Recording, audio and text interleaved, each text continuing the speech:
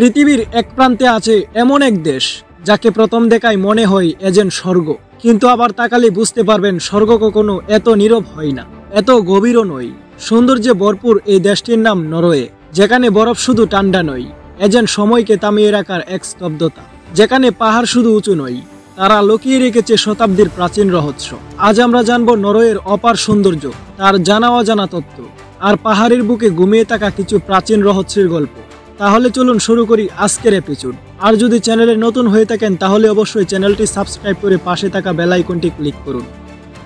কখনো এমন হয়েছে কি আকাশের দিকে তাকিয়ে মনে হয়েছে যদি কোনো স্বপ্নের দেশ থাকতো তাহলে ঠিক এমন হতো, একটা দেশ যেখানে বাতাসও কথা বলে, বরফ যেন সময়কে থামিয়ে রেখেছে, আর পাহাড় যেন আমাদের অজানা গল্প শোনাতে চাই।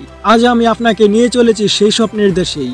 এই পৃথিবীর এক প্রান্তে চুপ করে দাঁড়িয়ে থাকা এক মুগ্ধকর নীরবতা নরওয়ে। প্রথম দেখায় মনে হতে পারে এত স্বর্গ, আকাশ যেন আরো কাছে, আর প্রকৃতি যেন মানুষের চেয়ে বেশি জীবন্ত। কিন্তু একটু ভালো করে তাকালেই বুঝবেন স্বর্গ কখনো এত নীরব হয় না, এত গভীর হয় না। এটা সৌন্দর্য, এই সৌন্দর্য একটা কিছু বলতে চাই। নরওয়ে একটা নাম নয়, এটা একটা অনুভূতি, যেখানে শীত মানে কেবল ঠান্ডা নয়, বরং তা এক স্তব্ধতা, যেন সময় নিজের গতি ভুলে গেছে। সাদা বরফে ঢাকা পাহাড়গুলো যেন শতাব্দীর পুরনো গোপন কথা লুকিয়ে রেখেছে। জলের নিচে শুয়ে থাকা শহর, নৌকার শব্দে কেঁপে ওঠা ফিয়র্ড, আর হঠাৎ আকাশে নেমে আসা আলো, নর্দার্ন লাইট। আপনি যদি কোনো এক রাতে বাইরে দাঁড়ান, দেখবেন আকাশ নাচছে, সবুজ বেগুনি নীল আলোকিক এক আলো যেন আকাশে ছবি আঁকছে। এটা শুধু আলো নয়, এটা এক ধরনের আহ্বান।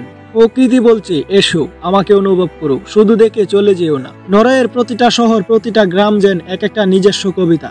বেগুনি রাঙা চাঁদের নিচে ছোট ছোট কাঠির ঘর, পাহাড়ের গায়ে লেপড়ে থাকা রাস্তা, আর নিচে শান্তভাবে ঘুমিয়ে থাকা কোনো ফিয়র্ড।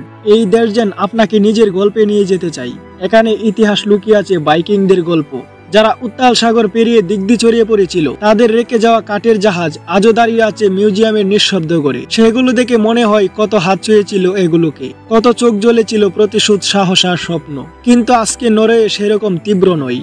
এখনকার নরওয়ে এক শান্তিপ্রিয় কবি, যে পৃথিবীর কানে ফিস ফিস করে বলি, সহজ করে বাঁচো, প্রকৃতির সঙ্গে মিলেমিশে বাঁচো।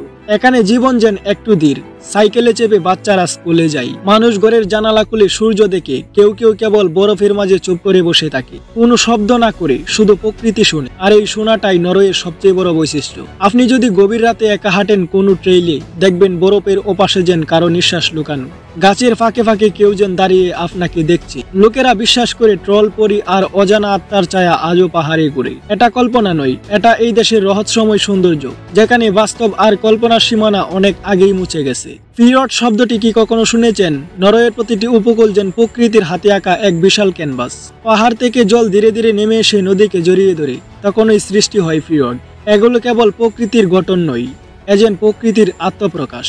সূর্য ডোবার আগে সেই ফিয়র্ড জ্বলে পড়ে কমলা আলো। আপনি অবাক হয়ে দেখবেন জলে যেন আগুন ধরে গেছে।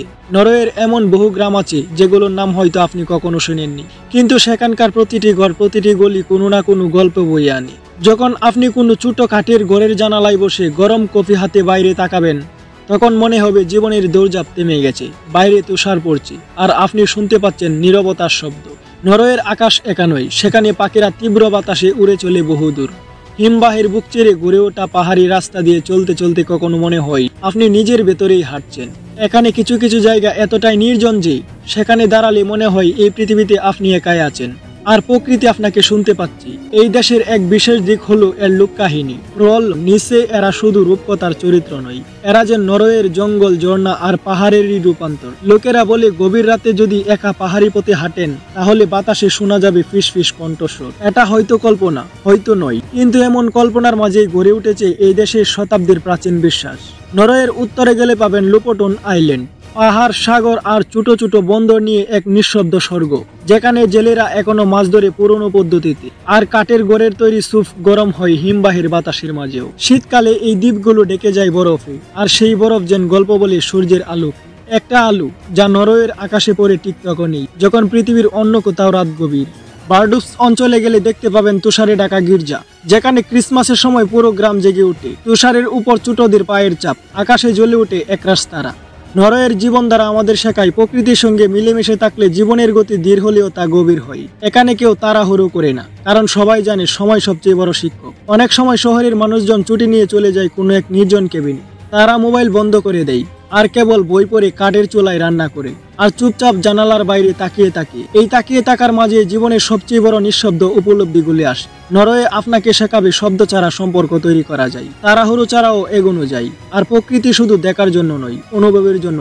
নরওয়ের সৌন্দর্য কখনো চিৎকার করে না, এটা ফিসফিস করে বলে, তুমি একটু থামো, আমি তোমাকে কিছু দেখাতে চাই, কিছু শোনাতে চাই, তোমার নিজের ভিতরে নীরবতা। নরওয়ে কখনো আপনাকে অবাক করে তোলে প্রকৃতির সরলতায়, আবার কখনো গভীরভাবে প্রশ্ন তোলে, আমরা আসলে কতটা দূরে চলে গেছি এই সরলতা থেকে। এখানে এক কাপ কফি আর জানালার বাইরের দৃশ্য যেন পুরো দিনের সঙ্গী হতে পারে। জীবনের ব্যস্ততা থেকে ছুটি নিয়ে মানুষ যখন আসে এই দেশটিতে, তখন তারা শুধু বিশ্রাম খুঁজে না, তারা খুঁজে নিজের ভেতরের একটা নীরব আশ্রয়। শীতকালের এক সকাল এখানে এমন, বাতাসে জমে থাকা নিঃশ্বাস, জানালায় জমে থাকা তুষারের ধারা, আর দূরের পাহাড়ের গায়ে ঝুলে থাকা হালকা কমলা রোদ, সবকিছু যেন বলে তুমি একা নও, এই নিস্তব্ধতাই তোমার সঙ্গী। এই দেশে সময় চলে না, যেন ধীরে ধীরে গলে যায় তুষারের মতো। নরওয়ের বনে আপনি শুনতে পাবেন পাখির ডাক আর ঝর্ণার দ্বারা, কিন্তু সেগুলো কখনো চিৎকার করে না, তারা বলে ধীরে শুনে। প্রকৃতি কখনো জোরে কিছু বলে না, তাকে বুঝতে হলে তোমাকেও ধীর হতে হবে। অনেক পর্যটক আসে শুধুমাত্র নর্দার্ন লাইট দেখবে বলে, কিন্তু তারা ফিরে যায় এক অন্যরকম অভিজ্ঞতা নিয়ে। কারণ এখানে আলো শুধু চোখে পড়ে না, আলো পড়ে মনে, আর সেই আলো নিঃশব্দে বলে যায় জীবনের এক অনুচ্চারিত ভাষা। এখানে ছোট শহরগুলোতে লোকেরা এখনো জানে প্রতিবেশীর নাম, একসাথে বসে চা খায়, একসাথে স্লেজে চড়ে বরফের মধ্যে যাই। এমনকি যে শিশুরা আজ স্কুলে যাচ্ছে সাইকেলে, সেও জানে তাকে শুধু পড়াশোনা নয়, প্রকৃতির প্রতি সম্মান জানাতেও শেখানো হয়েছে। নরওয়ে শুধু একটি দেশ নয়, এটা যেন এক দীর্ঘ কবিতা, যেখানে প্রতিটি লাইন লেখা হয়েছে পাহাড়ের ডালে, প্রতিটি স্তবক গড়ে উঠেছে নদীর বাঁকি, আর প্রতিটি চন্দ্র খেলে বেড়াচ্ছে বাতাসে। আর আপনি যদি এই কবিতার মাঝে হারিয়ে যেতে চান, তাহলে আপনাকে কিছুই করতে হবে না, শুধু নিজের মনের দরজা খুলে দিন, চোখ বন্ধ করে দাঁড়ান বরফে ঢাকা কোনো একটি মাটি, শুধু অনুভব করুন। নরওয়ে আসলে আপনাকে কিছু দেখাচ্ছে না, আপনাকে আপনার ভেতরের প্রকৃতিকে চিনিয়ে দিচ্ছে।